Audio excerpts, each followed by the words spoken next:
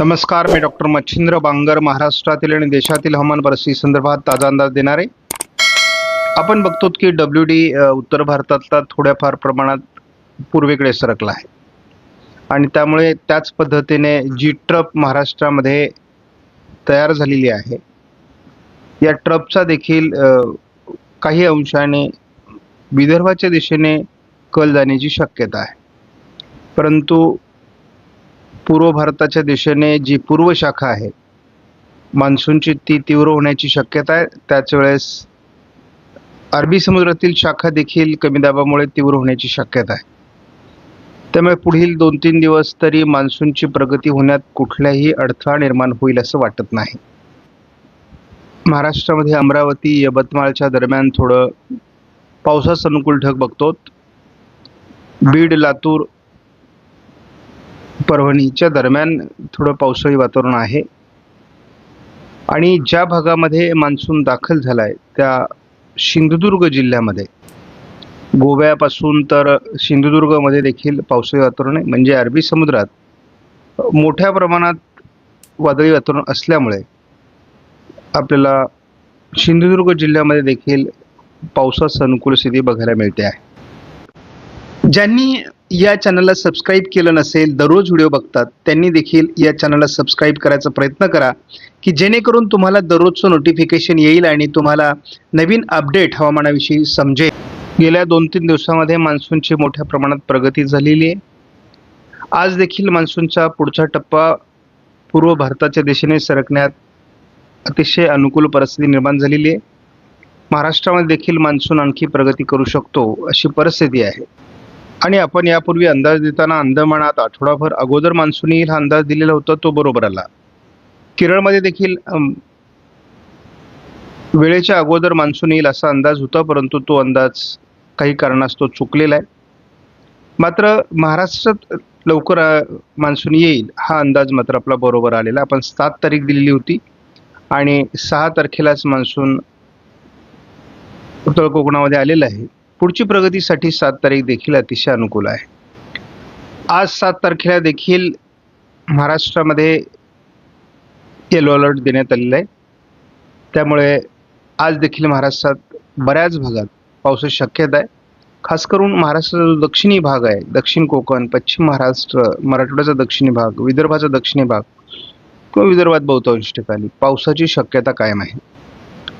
8 तारखेला मृग नक्षत्र आहे आणि मृग नक्षत्राच्या मुहूर्तावर देखील महाराष्ट्राच्या सर्व भागात पावसाची शक्यता आहे. ऑरेंज अलर्ट विदर्भात देण्यात आला आहे. त्यामुळे ही एक अनुकूल बदल आहे. 9 तारखेला देखील संपूर्ण महाराष्ट्रामध्ये येलो अलर्ट कायम आहे. त्यामुळे ही आपल्यासाठी आनंदाची बातमी आहे. कालच्या अंदाजामध्ये आपण असं बघितलं होतं की 10 तारखेनंतर मराठवाड्यातला, विदर्भातला काही ठिकाणचा पाऊस कमी होईल, परंतु आज संपूर्ण महाराष्ट्रामध्ये येलो अलर्ट कायम असल्यामुळे आपल्याला 10 तारखेपर्यंत तरी अंतर्गत महाराष्ट्राच्या भागात पाऊस पडण्याची शक्यता वाढली आहे आणि त्यामुळे मान्सूनची प्रगती दक्षिण भारताकडून होण्यास कोणतीही अडचण निर्माण होणार नाही. मात्र 11 तारखेपासून भारतातील अनेक राज्यांमधील पाऊस उघडणार आहे. आता हा अनेक मॉडेलचा अंदाज आहे. 12 तारखेला देखील भारतातल्या बहुतांश राज्यांमधील पाऊस उघडतोय. नेमकी हा पावसातील खंड आहे का हे सुद्धा आपल्याला बघायचे. काल भारतामध्ये अनेक राज्यांमध्ये पाऊस झालेला आहे आणि विशेष म्हणजे महाराष्ट्रामध्ये पूर्व विदर्भ असेल, दक्षिण मराठवाडा असेल, पश्चिम महाराष्ट्र असेल किंवा दक्षिण कोकण असेल, या विभागात पावसाची नोंद झाली आहे. मान्सून ही वारे आहेत आणि हे वारे आता महाराष्ट्रापर्यंत पोहोचल्याची आनंद वार्ता आपल्याला भारतीय हवामान खात्याकडून समजली आहे. आपण या ठिकाणी बघतो की या पद्धतीने अजूनही मान्सूनचे वारे पुढे सरकत आहेत आणि काही वारे या पद्धतीने या ठिकाणी सरकत आहेत आणि त्यामुळे हे या दिशेने वक्र होणं आवश्यक आहे. पण बघतो प्रत्येक ठिकाणी ह्या वाऱ्यांचा प्रभाव अशा पद्धतीने आहे.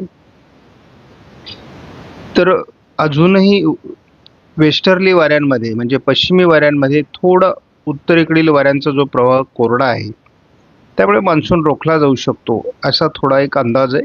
JFS मॉडेलने महाराष्ट्राच्या दक्षिणी भागातून दक्षिण कोकण, पश्चिम महाराष्ट्र, मराठवाडा, उत्तर महाराष्ट्र असं 7 तारखेला वातावरण दाखवलं आहे. उद्या मराठवाड्याच्या बहुतांश भागात, पश्चिम महाराष्ट्र आणि कोकणामध्ये पावसाचं मोठं प्रमाण बघायला मिळणार अशा प्रकारचा अंदाज आहे. विदर्भ, मराठवाडा, पश्चिम महाराष्ट्र, कोकण असं 9 तारखेला वातावरण आहे. 10 तारखेला देखील मोठ्या प्रमाणात मध्य महाराष्ट्र, मराठवाडा, कोकण, पश्चिम महाराष्ट्र असं वातावरण दाखवलं आहे. पावसाळी क्षेत्र 11 तारखेला देखील JFSने दाखवलं आहे. 12 तारखेला मोठ्या प्रमाणात मराठवाडा, पश्चिम महाराष्ट्र, मध्य महाराष्ट्र पावसाचं वातावरण दाखवण्यात आलंय. मात्र हा JFSचा अंदाज आहे. JFSने 13 तारखेला अगदी राजस्थान, मध्य प्रदेशपर्यंत हा पावसाचा प्रभाव जाईल असं दाखवलेलं आहे. शिवाय अरबी समुद्रातही एक चक्राकार स्थिती बनू शकते असा अंदाज दिलेला आहे आणि महाराष्ट्रातील पावसात कुठलाही खंड नाही अशा प्रकारचा अंदाज JFSने व्यक्त केला आहे. त्यामुळे आपल्याला JFSचा अंदाज किती जुळतोय ते बघायचंय. 13 तारखेपासून तर 20 जूनपर्यंत, 13 ते 20 जून या काळात पूर्व भारताकडून मान्सूनची प्रगती अधिक चांगली होईल असा अंदाज देण्यात आलाय. आपण जर हा अंदाज थोडा पुढे सरकवला तर आपल्याला साधारण 20 जून ते 27 जून महाराष्ट्रामध्ये जोरदार पावसाची शक्यता दाखवण्यात आलेली आहे. त्यानंतर आपण हा अंदाज थोडा आणखी एक आठवडा पुढे सरकवला 4 जुलैपर्यंत तर आपल्याला महाराष्ट्रात तुफान पावसाचे संकेत देण्यात आले आहेत. त्यामुळे आपण या पावसाची वाट बघणार आहोत, कारण महाराष्ट्र हा देशातील सर्वाधिक पावसाचा अंदाज असणारा राज्य ठरणार आहे. यामध्ये ओरिसा, तेलंगणा आणि महाराष्ट्र असा अंदाज आहे. सरासरीपर्यंतचा पाऊस, तर तो अंदाज या ठिकाणी जर हा अंदाज बरोबर ठरला तर खरा ठरणार आहे. पण SIPS मॉडेलचा अंदाज जर बघितला तर पश्चिम महाराष्ट्र, कोकण आणि मध्य महाराष्ट्रात जोरदार पाऊस जूनमध्ये दाखवलेला आहे आणि हा शेवटच्या आठवड्यात होईल असं दिसते. शिवाय या मॉडेलने भारतामध्ये आणि खास करून महाराष्ट्रामध्ये छत्तीसगड, ओरिसा, तेलंगणा आणि महाराष्ट्र असं जोरदार पावसाळी वातावरण जुलैमध्ये दाखवलेलं आहे आणि हा अंदाज आपला देखील आहे. आज आपण जर ECMW मॉडेलचा अंदाज बघितला तर यामध्ये कोकण किनारपट्टीला पावसाचं प्रमाण थोडं आणखी वरती सरकण्याची शक्यता आहे. घाटमाथ्यावर पुण्यापर्यंत, तर कोकणात रायगडपर्यंत सरकण्याची शक्यता आहे आणि मान्सूनला पुढे सरकण्यासाठी या पट्ट्यापर्यंत अतिशय अनुकूल वातावरण आहे. त्यामुळे मान्सूनची थोडी प्रगती होऊ शकते. शिवाय या भागामध्ये देखील अजून पावसाचं प्रमाण वाढू शकतं. उद्या 8 तारखेला हे पावसाचं प्रमाण आणखी मुंबईपर्यंत पोहोचण्यासाठी अनुकूल वातावरण आहे. त्यामुळे मान्सून मुंबईपर्यंत उद्या 8 तारखेला येऊ शकतो. तशा प्रकारची अनुकूल परिस्थिती या ठिकाणी दाखवण्यात आलेली आहे आणि खास करून अरबी समुद्रातून वातावरण सरकतंय. त्यामुळे या पद्धतीने मान्सूनची रेषा ही पुढे सरकू शकते असा अंदाज आहे. विदर्भातही विखुरलेल्या स्वरूपात पाऊस राहण्याची शक्यता आहे. दक्षिण अहिल्यानगर, बीड किंवा लातूर, धाराशिव, सोलापूर, सांगली, कोल्हापूर, रायगड, रत्नागिरी, सिंधुदुर्ग जिल्ह्यात आपल्याला पावसाचं प्रमाण वाढताना दिसते. 9 तारखेला मात्र विदर्भाकडून पावसाचं प्रमाण वाढताना दिसते या सर्व भागामध्ये आणि पश्चिम महाराष्ट्र, कोकण हे पावसाळी वातावरण देखील कायम आहे. 10 तारखेला केवळ पूर्व विदर्भ आणि कोकण असंच पावसाळी वातावरण दाखवण्यात आलं आहे. यामध्ये आपण बघतो की सोलापूर, लातूर दक्षिण, धाराशिव दक्षिण, सांगलीचा बहुतांश भाग आणि कोल्हापूर, साताऱ्यापर्यंत, पुण्यापर्यंत चांगलं पाऊसमान आहे. त्यामुळे एलिनोचा या ठिकाणी फार प्रभाव पडेल असं वाटत नाही.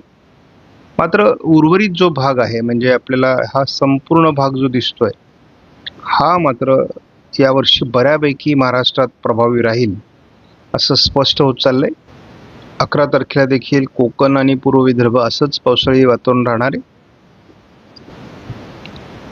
12 तारखेला थोडं विदर्भाच्या पूर्व भागात, म्हणजे या पट्ट्यामध्ये पाऊस आहे आणि कोकणातही पाऊस आहे, परंतु प्रभाव कमी होतोय.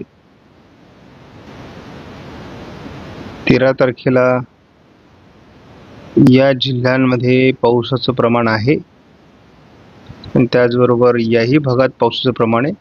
मात्र काल दाखवलेल्या पावसाच्या प्रमाणापेक्षा आज थोडी सुधारणा आहे. त्यामुळे मान्सून जसा पुढे सरकतोय तसं काहीतरी बदलतंय.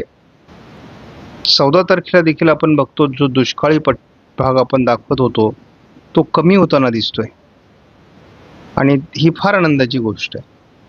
आपल्याला या ठिकाणी पूर्व विदर्भ, पूर्व मराठवाडा, पश्चिम महाराष्ट्र, कोकण या विभागात पावसाचं प्रमाण वाढताना दिसतंय.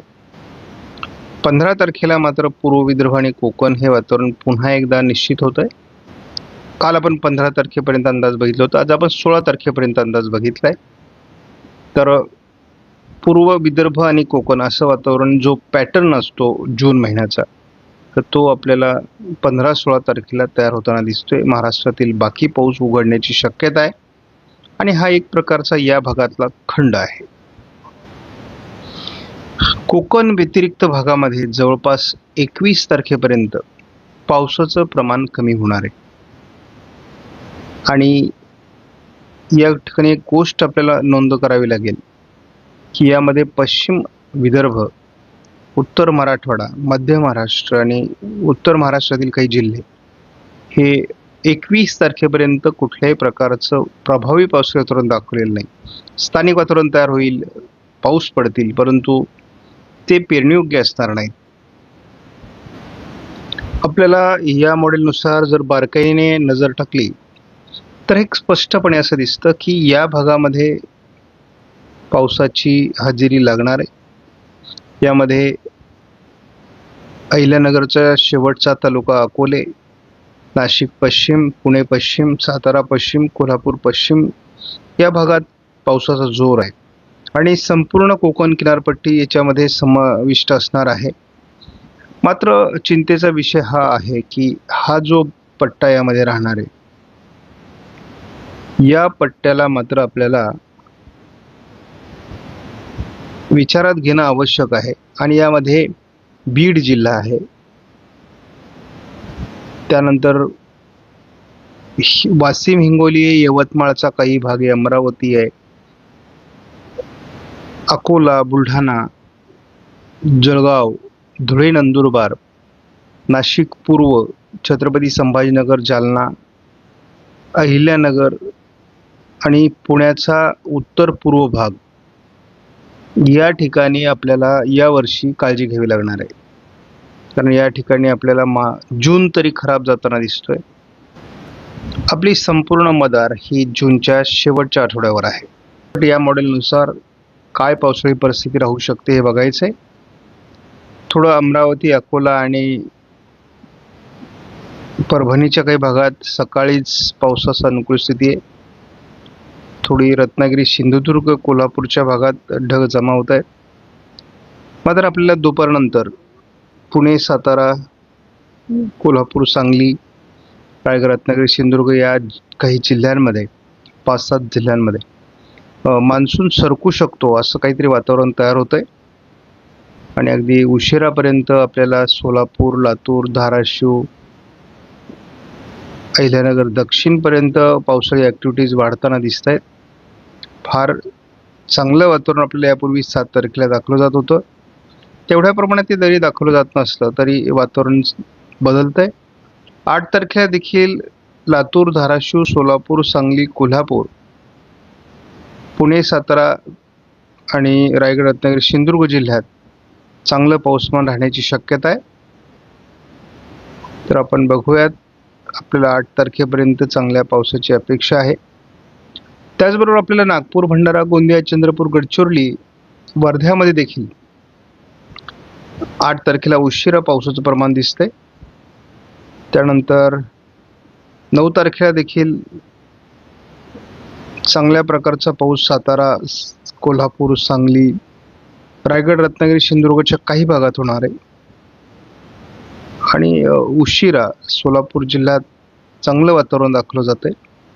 यावर्षी सोलापूर जिल्ह्यावर मान्सून कृपा करेल असं काहीतरी दिसतंय, कारण सोलापूर दक्षिणमध्ये आपल्याला 8-9 तारखेला चांगलं पावसाचं वातावरण दाखवलं जात आहे. पण बघूयात. आणि विदर्भात देखील चंद्रपूर, गडचिरोली जे पूर्व विदर्भातही परिस्थिती अनुकूल आहे, हे आपल्याला महत्त्वाचं आहे. 11 तारखेनंतर सर्वत्र पावसाचं प्रमाण कमी होणार आहे आणि ही एक खंडात्मक परिस्थिती आहे. आपण बघतो सोलापूर दक्षिणला किंवा जालन्याच्या काही भागात, बीड, परभणी, नांदेडच्या काही भागात पावसाचं वातावरण दाखवलं जातं आहे. पूर्व विदर्भात पावसाळी वातावरण 13 तारखेला सकाळी दाखवलं जातं आहे. त्यानंतर 13 तारखेला सातारा, सांगली, कोल्हापूर, रत्नागिरी, सिंधुदुर्ग, रायगड जिल्ह्यात अतिशय चांगलं वातावरण आहे.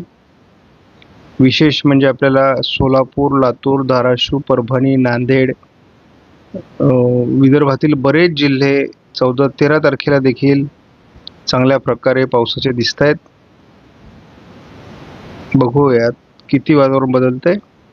घाटमाथ्यावर 14लाही पाऊस आहे. उशिरा पूर्व विदर्भातही पावसाचं वातावरण आहे. आणि पूर्व शाखा जी आहे मान्सूनची, ती प्रगती जर करू शकली तर विदर्भात सुद्धा चांगलं पाऊसमान होऊ शकतं असा अंदाज आहे. मात्र 15-16 तारखेनंतर आपल्याला असं दिसतंय 11 तारखेपासून पुढे की महाराष्ट्रात मोठा खंड विकसित होईल आणि मान्सूनची प्रगती रोखली जाणार आहे. मी कालच्या व्हिडिओमध्येच सांगितलेलं आहे की महाराष्ट्रात मान्सून येईल आणि तो रखडणार. तर ती परिस्थिती आपल्याला या ठिकाणी स्पष्ट जाणवू लागली आहे. पुन्हा पावसाळी वातावरण कधी तयार होणार, हा खंड कधी संपणार, तर कोकण किनारपट्टीला आपल्याला 20 तारखेला पाऊसमान वाढताना दिसते आणि 21 तारखेलाही वाढताना दिसते. त्यामुळे कोकणाकडून 20-21ला हवामान पुन्हा बदलायला सुरुवात होईल. म्हणजे 10 दिवसाचा खंड तरी आता सुरुवातीला मार्क होतोय. खंडकाळात पूर्व शाखा ही अधिक प्रभावी राहील मान्सूनची असं दिसतंय. आणि खास करून यावर्षी पूर्व भारतातील बहुतांश राज्यांमध्ये अतिवृष्टीची परिस्थिती जूनमध्येच असू शकते असं दिसतंय.